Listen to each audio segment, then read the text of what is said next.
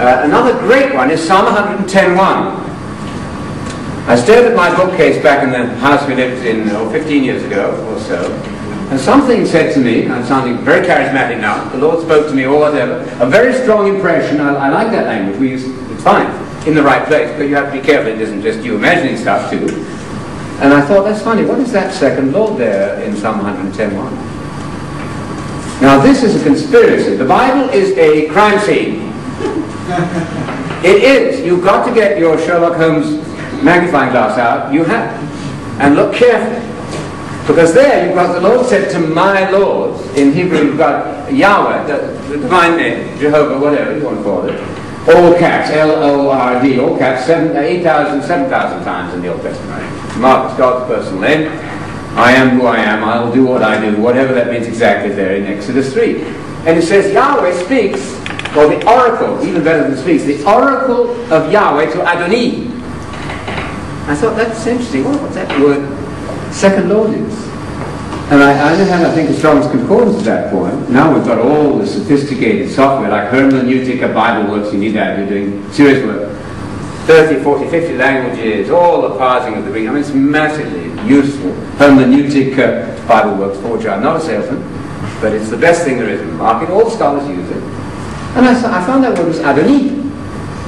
Adoni. Now you need to tell the children the difference between Adonai and Adoni. Ask a Jew. You all know about Adonai because it rhymes with El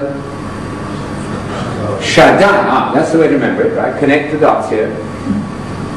You know, the brain is a dot connecting machine. That's the way you do Bible study. Adonai means the Lord God 449 times in the Old Testament. Right. That's the Lord God. Now, did Sarah call Abraham Adonai? I hope not. But what did Sarah call Abraham? Adoni, my Lord. So any Jew who knows anything about Hebrew knows the difference between God and man. Is it clear? And right in that psalm, which is so important that it's quoted, what, 4 times in the New Testament. That's got to be important, right? How many verses are quoted that many times? Not many. And there is one in Isaiah 6 about when you preach, they're blind, they're not listening, in one ear, out of the other, on the top of that. Warning to preachers.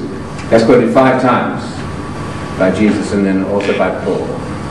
That's an important verse too. But this one is quoted massively. The Lord said to my Lord, Adoni, Adoni, 195 times in the Old Testament. It's all in our books, these statistics. And we've had keen people out there check everything. I've checked it, every one myself, exhaustively as far as I can. And a number of our good readers have been through every verse to check. And it's just a fact that Adoni is not God. And yet the Christian bookstores are full of information to mislead you, not consciously.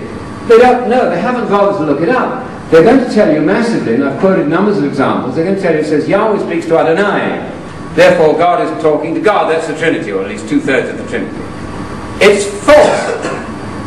It's very unusual for a book to go into print which actually misstates a fact, right? Lots of wrong opinions in books.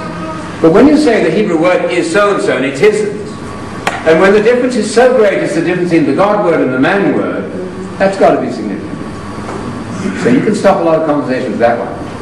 Now they'll come at you with all sorts of excuses, like the dead man don't bleed and all that stuff, right?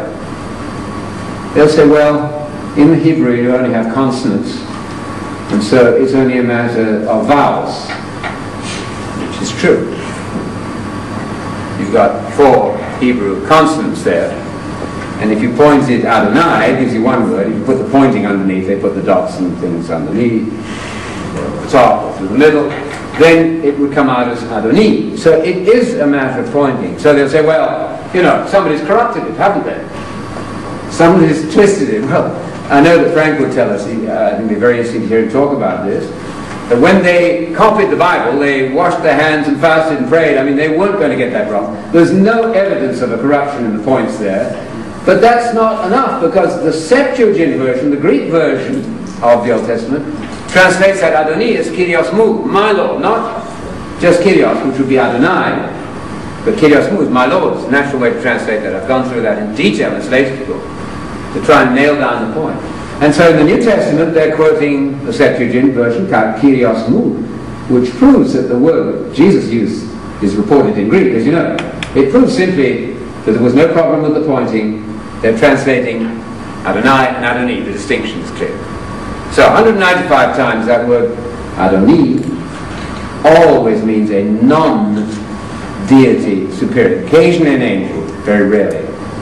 Isn't that interesting? So that's not a Trinitarian proof, is it at all? But it's been so fudged and so complicated and so muddled in the system that you can go into the Christian bookstore and they're going to misinform you about that Hebrew word, and most people can't look it up. Go to a rabbi, check with Frank, and you find it's very easy. So that's a devastating, devastating proof, I think.